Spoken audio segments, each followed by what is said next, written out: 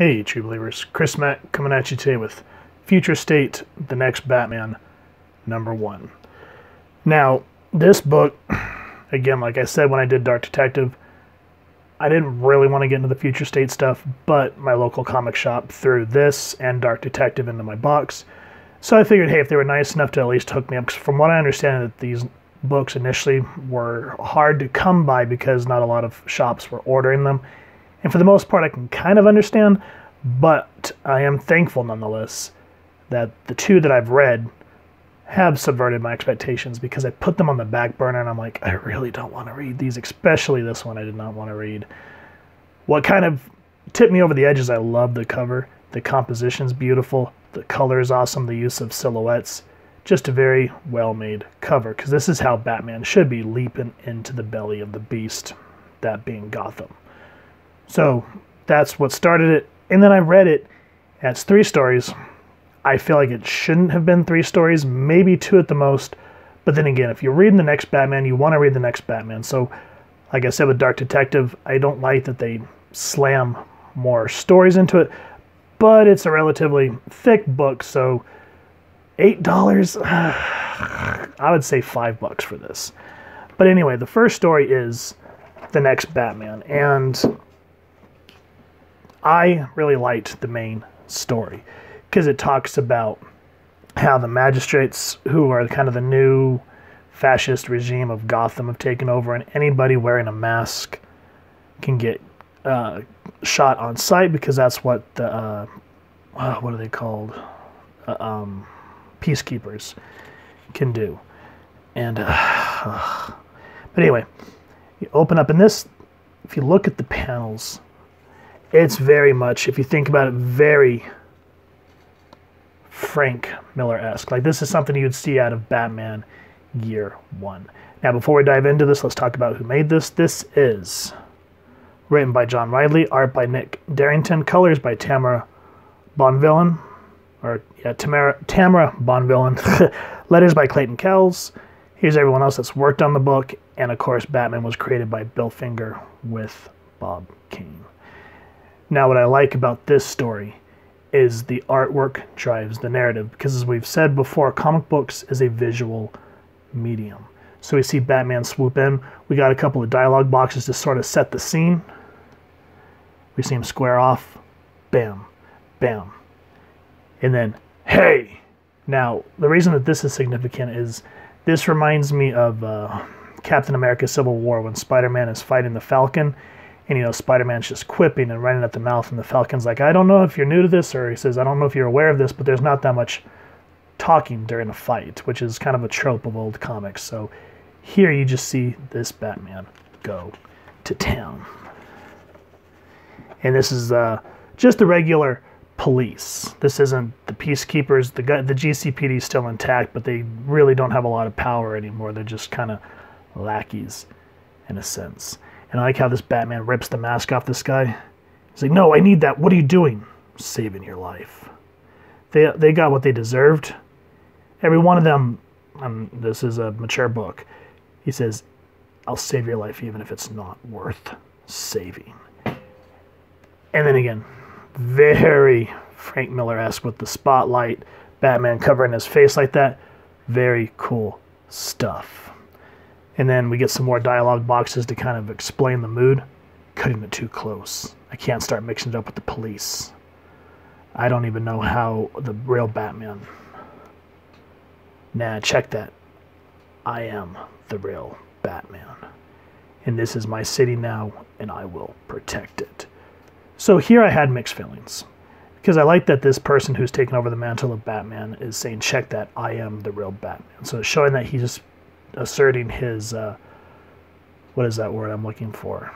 His confidence, there it is, over who he is.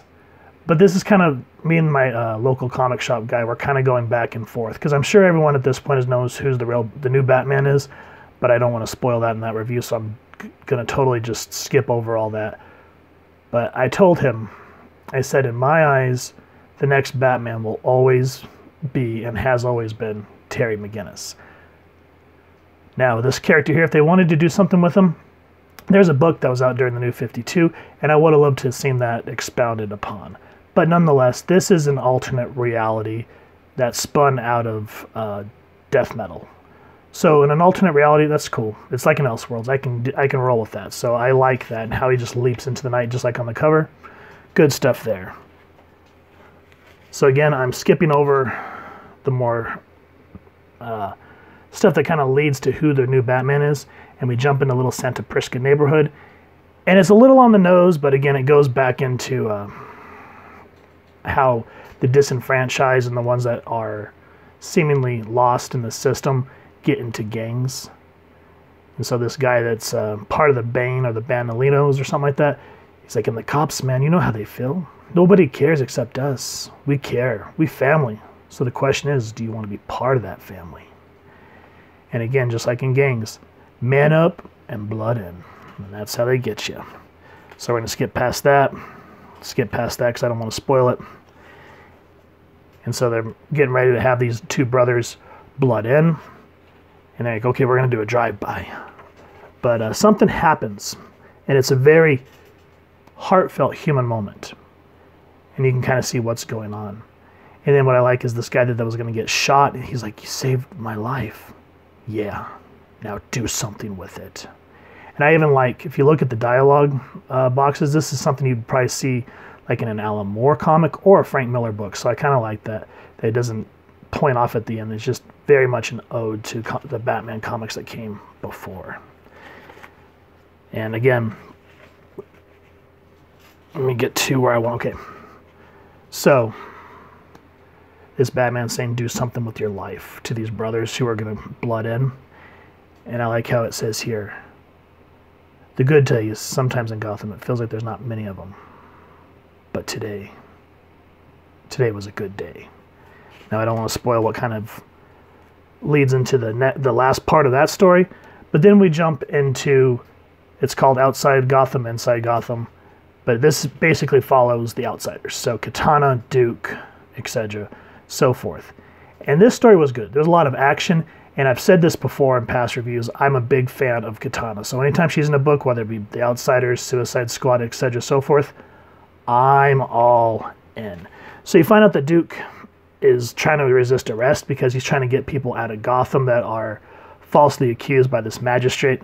And Katana comes in and helps. And the artwork, I wasn't a big fan of the artwork on this one. The last one was very Frank Miller-esque. It was very dark and gritty. Really added to the narrative. This one, it's too lanky. I mean, Katana looks like a stick figure along with these people that they're saving. They just... It works to a degree, but what works more for me in this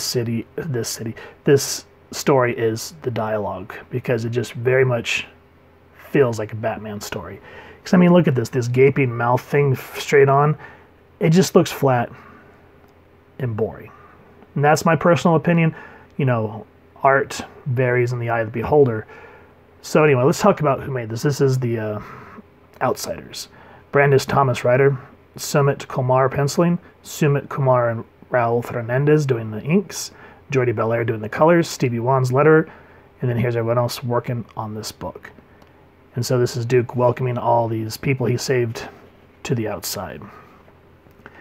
And here, this is what I love, is Katana's trying to go in and try to fight the magistrate from the inside. And you've come to find out she's more of a loner now. She doesn't really like to get involved. She wants to go out and tackle this, and Duke's trying to say, hey, you have family. And you still see that there's a soft spot to her, because she's talking to her husband, Mesu, I think is how I pronounce his name, who's in the Soul Taker sword. And she's like, Duke will understand. He's young, he's strong, and he's maturing. So she gets into this magistrate headquarters. And now, if y'all have ever seen that movie, I think it's called Old Boy. I haven't seen the original one, but the one that they did with Josh Brolin, there's a long take where he's trying to get out of the apartment complex, and it's just one long take all the way down the, parking garage.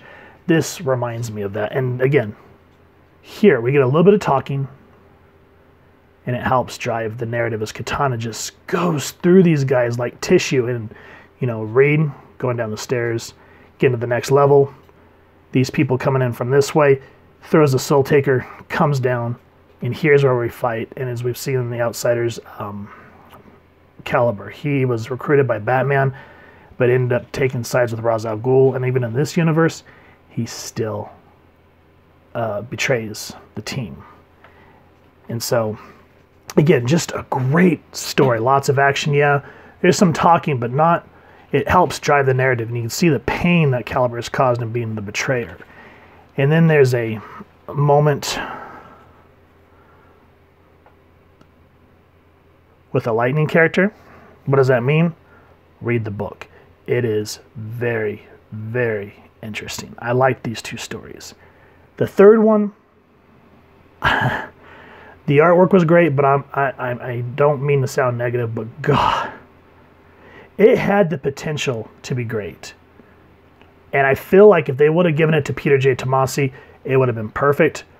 But, oh my God, it's just reading upon reading upon reading. Because you can see the pages, the panels are dynamic, the way the Arkham Knight stands over here. So this, as I just said, follows the Arkham Knight. If you're not sure who she is, she was created by Peter J. Tomasi. I can't remember the name. I think it was just called the Arkham Knight, but it was in the pages of Detective Comics. And you find out that she is the daughter of, I think it's Amadeus Arkham. And she was raised, you know, her father was always too busy, so the people that read her bedtime stories and spoke to her were the inmates. So she considers them family. She doesn't see them like society sees them. And here, that's why you start to see, you know, like Tweedledee, Tweedledum. You see Harvey Two-Face. You see Clayface, Victor Zsasz, and they all loved her. They all see her as her surrogate daughter, and that's why they would follow her into hell. So it's an interesting concept, but it gets bogged down with reading. And like I said, the artwork is absolutely fantastic. I mean, look at Croc. Perfect rendition of him. But it won't stop reading. And then there's a moment of cool down, which is okay. But look at those dialogue boxes. Oh my goodness. If they would have shortened it down, this would have been great. Because Ingrid's talk about how every single one of these people that she's working with are redeemable. And they will see the sun, because that was what her cult was called, was like the people or the children of the sun or something like that. And they're held up in the old Wayne estate. So they're utilizing both Wayne Manor and the Batcave. So I would have loved to have seen the dialogue on this get cut down, but that's what killed it for me. And now, there's a particular panel I thought I was looking for, but I guess it's not going to be found, so I'll just close it here. This is called Chapter 1, Rise. This is Paul Jenkins, writer, Jack Herbert, artist, Gabe Elatib, colorist, Rob Lay, letterer, Ben Mayer, assistant editor, and then, of course, everyone else working on it. So, again, seeing Astrid Arkham back and seeing her lead a troop of Arkham inmates and how she sees them as people instead of just killers and murderers, etc., so forth, because they raised her. If you go back and read it, you kind of understand the connection there. So that's why I want you guys to go back and read it, and that's why I said if they would have given this to Peter J. Tomasi, I could have seen this being a little more emotional, and it would have meant a lot more to me. But that third story, even though it's great to see the Arkham Knight back, the story just gets bogged down by exposition dumps and standing and talking. So again, this is an $8 book. I feel like this should have just been Batman by himself, or the next Batman. But that's neither here nor there. So again, there's some comics I know that have backstories, which is cool. But I kind of feel like maybe they should have just left The Outsiders as a book itself, because I know there's a lot of fans behind that book, and maybe have the Arkham Knights as a backup story in that, and just leave the next Batman as it is. Because, again, just like with Dark Detective, I love Grifter, but I didn't pay to buy a Grifter comic. I bought the comic to read Dark Detective, not this much of a Dark Detective and that much of a Grifter story. Same here, where I bought this to read who the new Batman was. Great story, very emotionally driven, awesome, very Frank Miller-esque. That's how you comic. And then the rest of it, okay, cool, but it's like, if I wanted to read that, I would have picked up the book itself. So that's just a pet peeve of my own. But what are your guys' thoughts? Let me know down in the comments below.